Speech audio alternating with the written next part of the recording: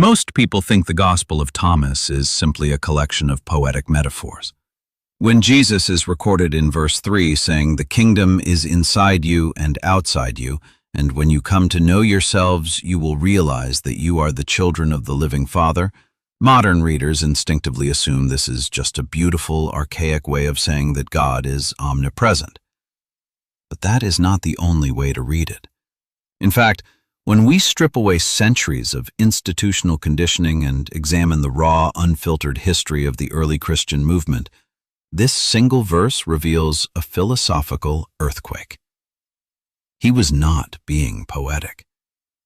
He was articulating a radical paradigm of existence that the institutional church would later spend centuries systematically trying to erase from human memory.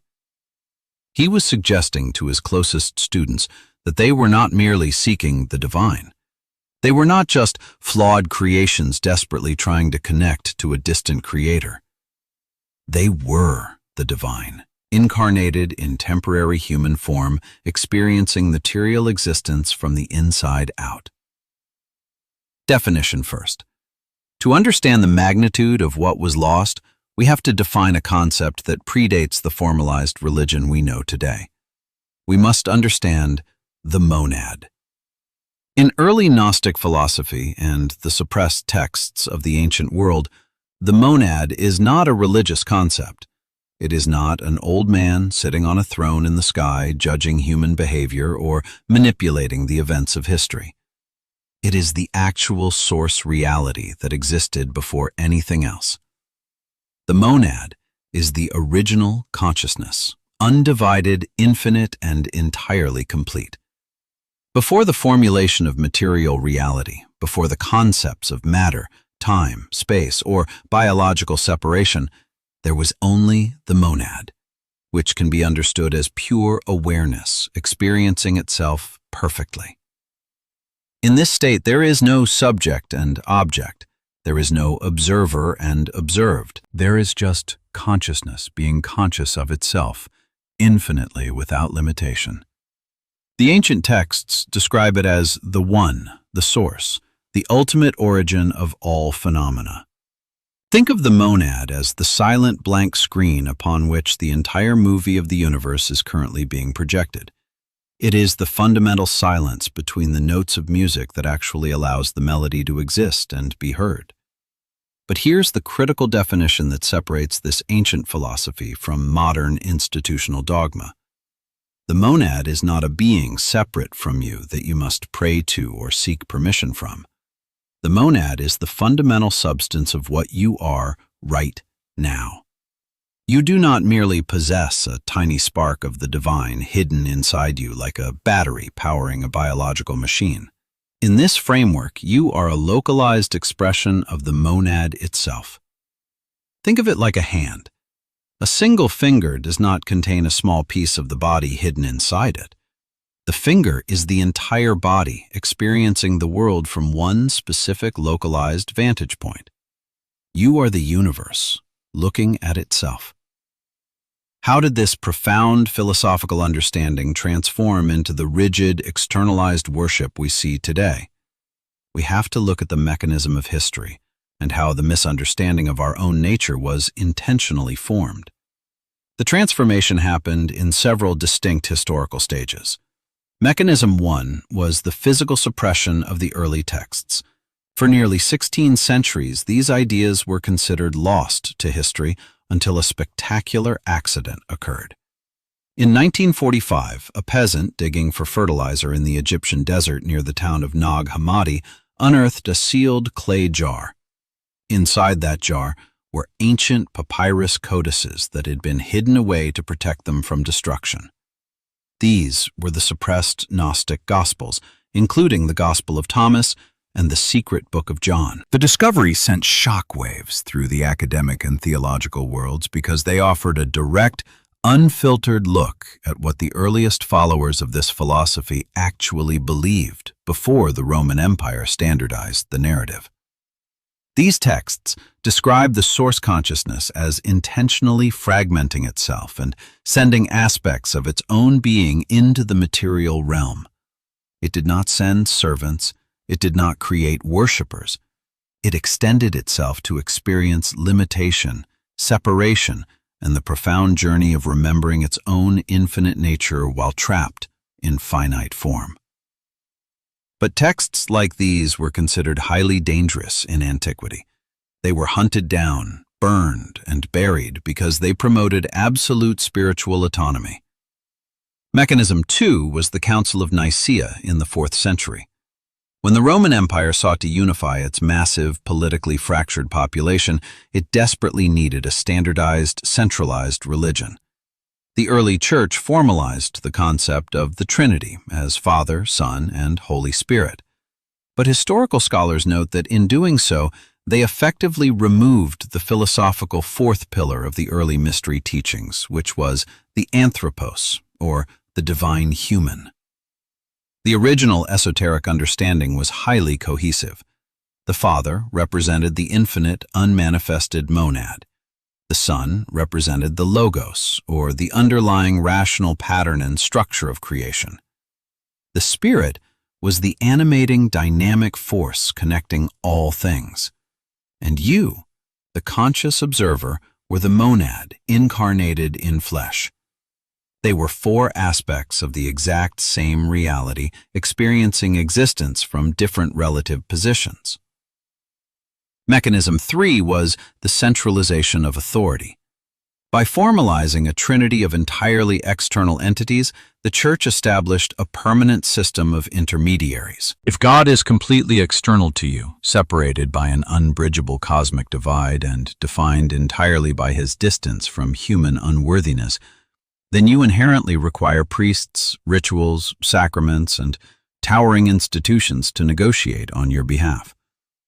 If Christians understood that they were not worshiping an external deity, but were actually in the process of remembering their own fundamental divine nature, the entire geopolitical power structure of the ancient world would have collapsed overnight.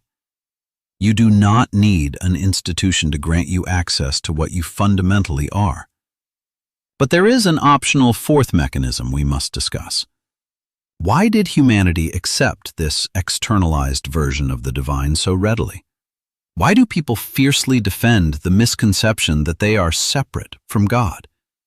They believe it because operating as an incarnated fragment of the monad carries an immense, almost terrifying psychological burden. If God is entirely external, you have a cosmic parent. You have someone to blame when the world is cruel, someone to beg for intervention when you are suffering, and someone to absolve you when you fail. It is a highly comforting dynamic of psychological dependency. But if you are the monad, incarnated, there is no cosmic parent coming from the sky to save you. You are entirely responsible for your own localized slice of reality. That level of absolute sovereignty is profoundly intimidating. The institutional church offered humanity an easier path. They essentially said, outsource your spiritual responsibility to us, submit to our authority, and we will guarantee your safety in the afterlife. Confronted with the terrifying infinite freedom of their own divine nature, most of humanity eagerly took the deal and retreated into the comfort of being a powerless creation. What this philosophical reframe changes is absolutely everything about how you perceive your life, your daily struggles, and your fundamental relationship with reality. Let us examine the effect of reclaiming this suppressed knowledge. Effect 1 is the absolute recontextualization of your psychological pain. This framework perfectly explains why so many deeply reflective individuals feel an inherent sense of profound alienation in the modern world. Why you might have always felt a strange, unexplainable homesickness, even when you were standing in your own house surrounded by your family. If you are infinite consciousness, temporarily operating in a highly restricted, finite biological form, every cell of your being recognizes that it does not entirely match the dense frequency of the material realm. That profound homesickness is not a psychological defect. Under this philosophy, it is a perfectly accurate perception of your state. You feel restricted precisely because you are infinity trying to fit into a finite biological box. Effect 2 is the dissolution of spiritual fear. When you realize that the monad intentionally sent itself into the material realm, you understand that your existence here is not the result of a cosmic fall, a divine punishment for original sin, or a random biological accident in an uncaring universe. It was an intentional extension of source consciousness, choosing to experience what it is like to completely forget infinity, and slowly, deliberately, courageously remember it again. You are not a flawed human desperately trying to reach a perfect God. You are the perfect divine, experiencing the messy, tragic, beautiful reality of being human. Effect 3 is the absolute rejection of external authority over your consciousness. This is exactly why, when you read these ancient philosophical concepts, something deep within your cognitive framework lights up and resonates. It is why you instinctively question rigid religious, governmental, or social dogmas that demand blind obedience. It is not because you are inherently broken, cynical, or rebellious. It is because fundamental consciousness does not and cannot submit to anything outside itself, because at the ultimate level of reality, nothing exists outside itself.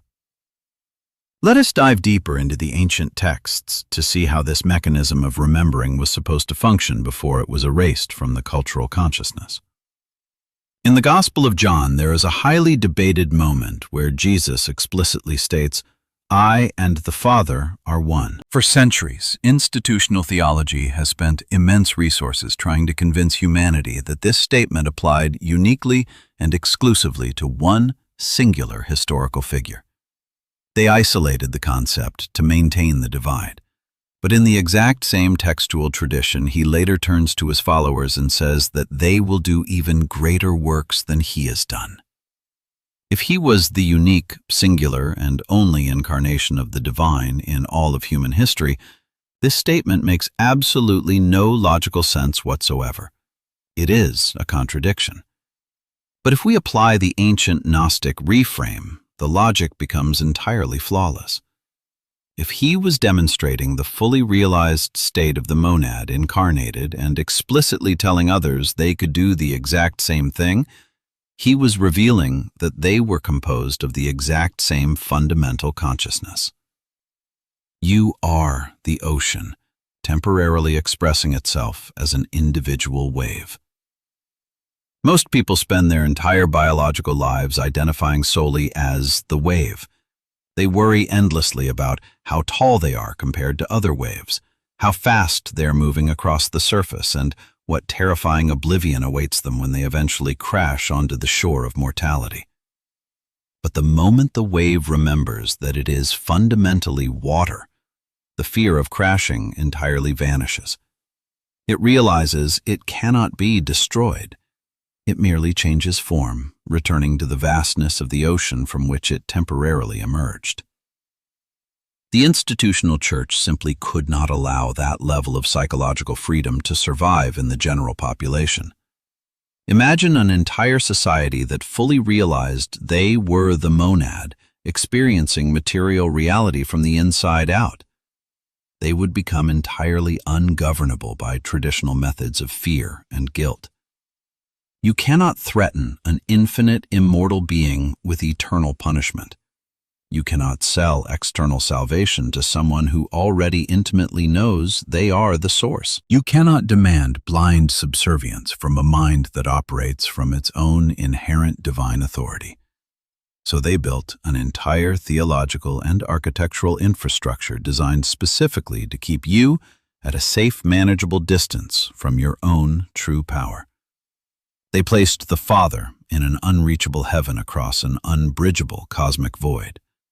They placed the Son 2,000 years in the past, accessible only through rigid historical belief and institutional interpretation. They defined the Spirit as a mysterious external force that operates outside of your direct control and only descends when the Church allows it. and they defined you as a fundamentally flawed, broken creation separated from the divine by the very nature of your biological birth. That is the ultimate philosophical mechanism of control. That is the grand illusion that keeps humanity locked in a relentless cycle of endless seeking, endless consuming, and endless worshipping of external forces that offer no real relief. But recognizing this historical manipulation is only the first step on the journey. The true, profound transformation happens when you begin to integrate the effect of this knowledge into your daily cognitive reality. This is not about the modern trend of positive thinking.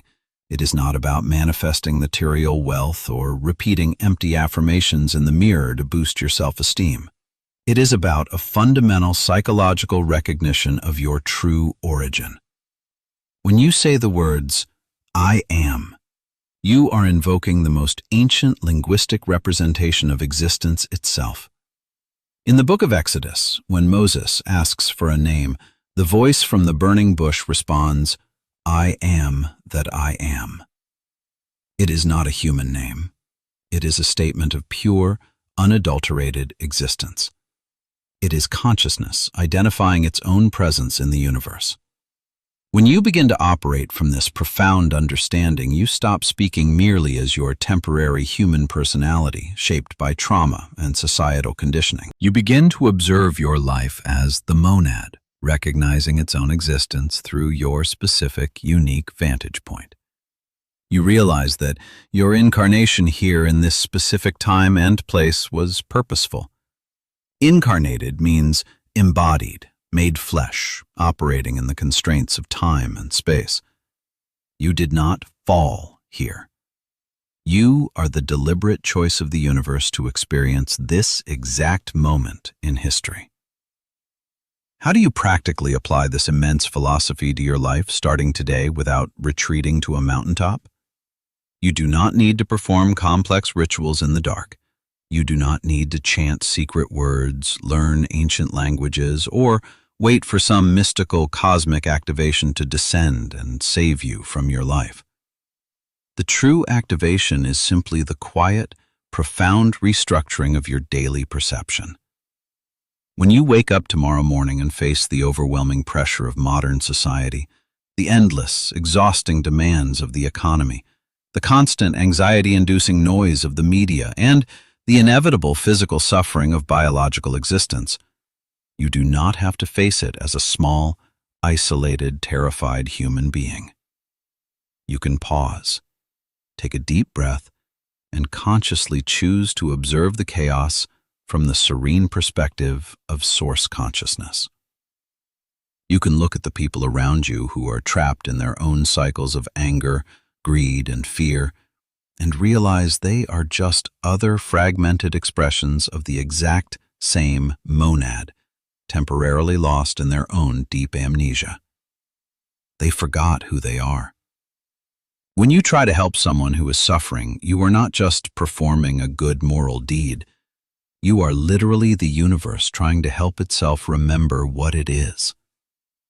This level of elevated awareness radically changes how you interact with everything.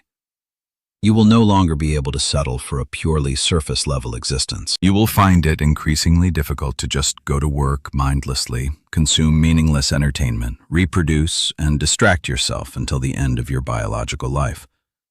Because you deeply know you are wearing temporary limitation, and every moment you spend pretending to be nothing more than a biological accident will feel like a profound betrayal of your own infinite nature. You will begin to care about truth, justice, and ultimate meaning far more than you care about temporary comfort or societal approval, because you are no longer operating from narrow human self-interest. You are operating as the universe, fully awake and aware within a physical body. The suppression of this ancient truth was arguably the greatest philosophical heist in human history. The fourth pillar of the divine was hidden away to build an empire of intermediaries. But the fundamental truth of the monad cannot be permanently destroyed because it is the very substance of the people who have spent centuries trying to destroy it. It is what you are. You are not a human trying desperately to become spiritual through good deeds and blind faith. You are the infinite spiritual reality navigating the incredibly complex, beautifully tragic experience of being human. And once you truly recognize this fact, you can never unsee it. You cannot go back to believing you are small, helpless, and alone. You cannot return to submitting your sovereign mind to external authorities who claim to hold the keys to a kingdom that was already dwelling inside you all along. If this philosophical exploration resonated with your own internal understanding of reality and helped you articulate what you have always sensed but could not quite name, take a moment to reflect on how you will carry this expanded awareness into your daily life. Share your thoughts and your own journey of remembering in the comments below. We want to hear how you are applying this paradigm shift. Subscribe to this channel as we continue to dissect the suppressed histories, the ancient philosophies, and the hidden mechanics of human consciousness that institutions have tried to bury. And like this video so that these concepts can reach others who are ready to look past the illusion of separation and remember exactly what they are. You are the universe observing itself. It is time to open your eyes.